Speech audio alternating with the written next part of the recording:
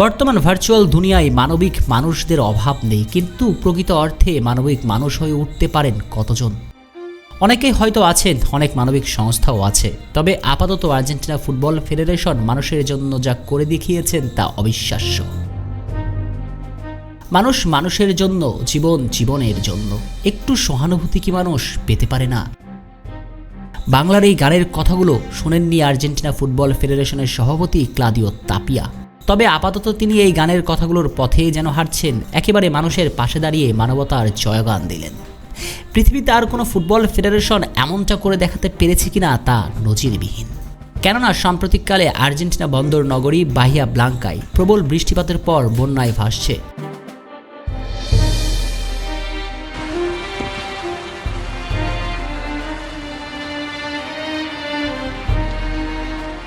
সেখানকার মানুষের জীবন হয়ে উঠেছে জীর্ণ শীর্ণ।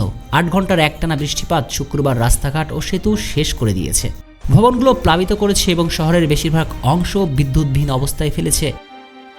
1100 জনেরও বেশি মানুষকে তাদের বাড়িঘর ছেড়ে যেতে হয়েছে এবং নবজাতক শিশুদের একটি হাসপাতাল থেকে সরিয়ে নেওয়া হয়েছে। আর এটা দেখেই যেন মন কেঁদেছে আর্জেন্টিনা ফুটবল ফেডারেশনের সভাপতির। তাই তো এবার দিলেন চমকপ্রদ ঘোষণাটি। সম্প্রতি আর্জেন্টিনা ফুটবল ফেডারেশনের তরফ থেকে জানানো হয়েছে 2025 সালে আর্জেন্টিনা যতগুলো গোল করবে ততগুলো বাড়ি বন্যা দুর্গত শহরের বাহিয়া ব্লাঙ্কোতে তৈরি করে দিবে আর্জেন্টিনা ফুটবল ফেডারেশনের সভাপতি তাপিয়া। হ্যাঁ, অবিশ্বাস্য মনে হলেও এমনটাই ঘোষণা দিয়েছেন তিনি।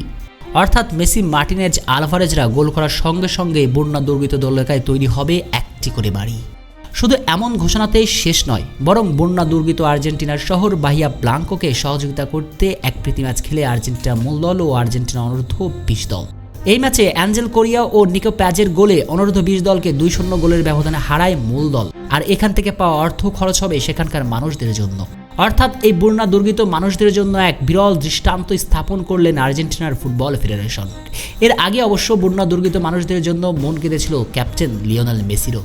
সোশ্যাল মিডিয়ায় এক পোস্ট করে সহানুভূতি দেখিয়েছিলেন এলএম10। শুধু তাই নয়, আর্থিকভাবে সহযোগিতা করার প্রতিশ্রুতিও দিয়েছিলেন আর্জেন্টাইন ক্যাপ্টেন। নেতা বুঝি একেই বলে। সব মিলিয়ে আর্জেন্টিনার ফুটবল দেখিয়ে দিল কিভাবে দিতে হয় মানবতার জয়গান, কিভাবে মানবিক মানুষদের পাশে দাঁড়াতে হয়। শেখ শ্রাবণ অনিক, টিভি স্পোর্টস।